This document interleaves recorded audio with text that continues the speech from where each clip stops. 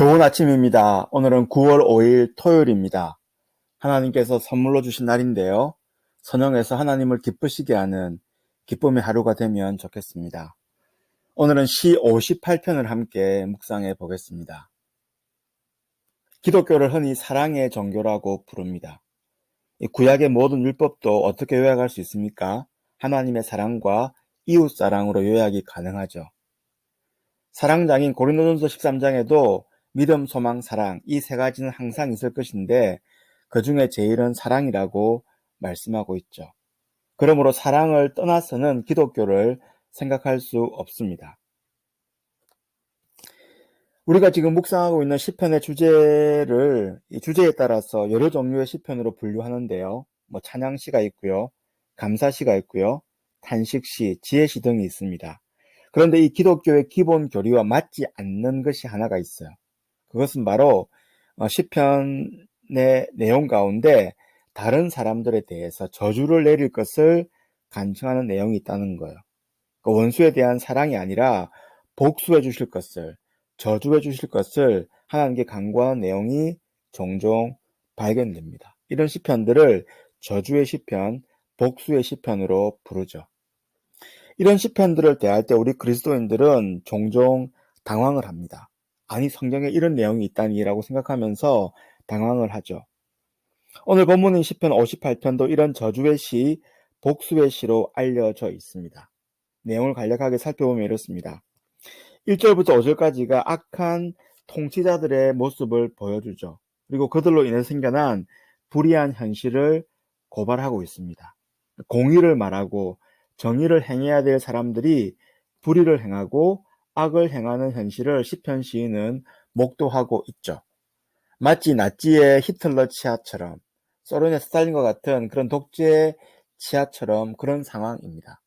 수많은 사람들이 악한 통치자들 때문에 고통을 당하고 있어요.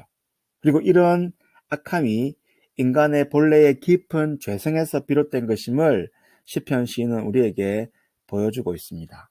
3절부터 한번 보겠습니다. 악인은 모태에서부터 멀어졌으며 나면서부터 곁길로 나아가 거짓을 말하는도다.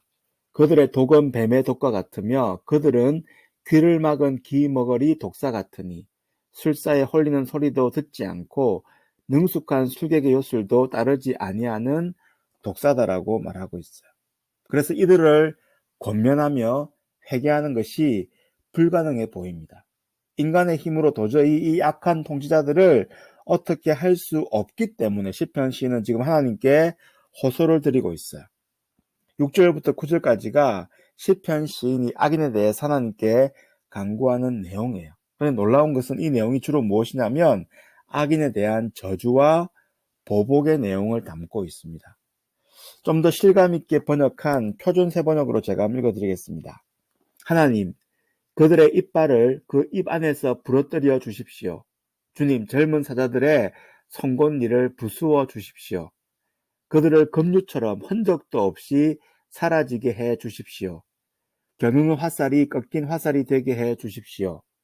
움직일 때 녹아내리는 달팽이같이 되게 해 주십시오. 달을 채우지 못한 미숙아가 죽어서 나와 햇빛을 못 보는 것 같이 되게 해 주십시오. 가시나무 불이 가마를 뜨겁게 하기 전에 생것과 불 붙는 것이 강한 바람에 휩쓸려 가게 해 주십시오라고 간구하고 있어요. 이 내용들을 요약하자면 악한 통치자들을 속히 소멸하게 해달라는 간구입니다. 속히 그들을 파괴시켜달라는 간구예요. 쉽게 말해서 보복과 저주를 퍼붓고 있습니다. 그들의 악한 행위에 대해서 징계를 내려달라고 말씀하고 있어요. 이 내용들은 언뜻 보면 성경 전체의 정신, 사랑에 위배되는 것처럼 보입니다. 가령 누가복음 6장에 뭐라고 말씀합니까? 너희 원수를 사랑하며 너희를 미워하는 자를 선대하며 너희를 저주하는 자를 위하여 축복하며 너희를 모욕하는 자를 위하여 기도하라고 말씀하고 있죠. 로마서 12장도 마찬가지입니다. 너희를 박해하는 자를 축복하라. 축복하고 저주하지 말라라고 분명히 말씀하고 있죠. 그렇다면 우리는 이와 같은 저주시, 보복시에 대해서 어떻게 해석해야 될까요? 이런 시들의 내용을 분석해 보면 단순한 저주나 단순한 복수가 아닌 보다 깊은 영적인 의미가 있음을 발견하게 됩니다. 오늘은 그 내용을 함께 묵상해 보겠습니다. 먼저 시편에 묘사된 저주와 복수는 사사로운 혐오와는 구별이 돼요. 그러니까 사사로이 저주하는 것과 구별이 됩니다. 시편에 묘사된 복수와 저주는 개인의 저주를 넘어서 하나님의 공의의 그 출발점을 두고 있어요. 그러니까 개인적인 것이 아니라 하나님 나라의 관점에서 보아야 한다는 것입니다. 많은 저주시를 남긴 다윗은 개인적으로는 대적들을 사랑하며 기도했죠. 특별히 자신을 죽이려고 쫓아다녔던 사울의 목숨까지도 살려주는 그와 같은 원수에 대한 사랑을 보여줬던 사람이에요.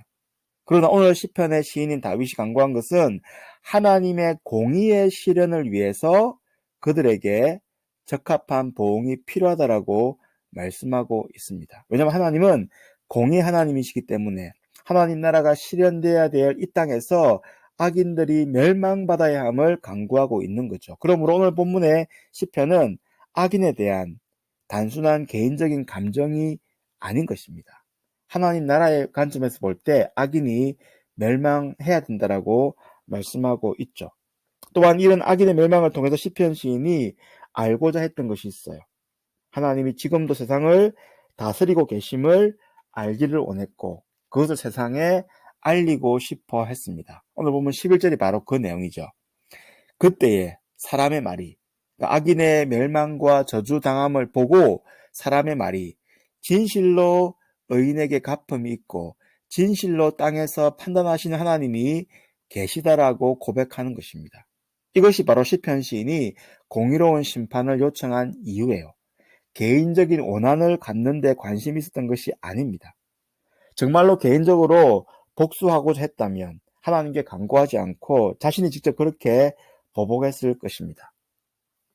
그리고 이런 저주와 복수의 간구는 시편 외에도 신약 성경에도 여러 곳에 연결되어 있어요.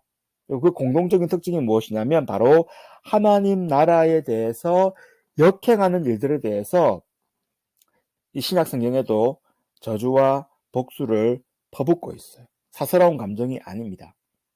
오늘 본문의 내용도 하나님 나라의 기본 원리인 정의와 공의가 상실된 통치자들의 불의에 관해서 그렇게 저주와 보복을 말씀하고 있습니다. 예수님도 고라신과 벳사다에 대해서 뭐라고 말했습니까? 화 있을진저라고 저주를 퍼부었죠.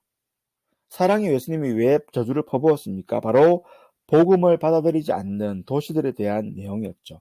하나님 나라에 역행하는 자들에 대한 내용이었죠. 복음의 진보를 막는 자들에 대한 내용이었습니다.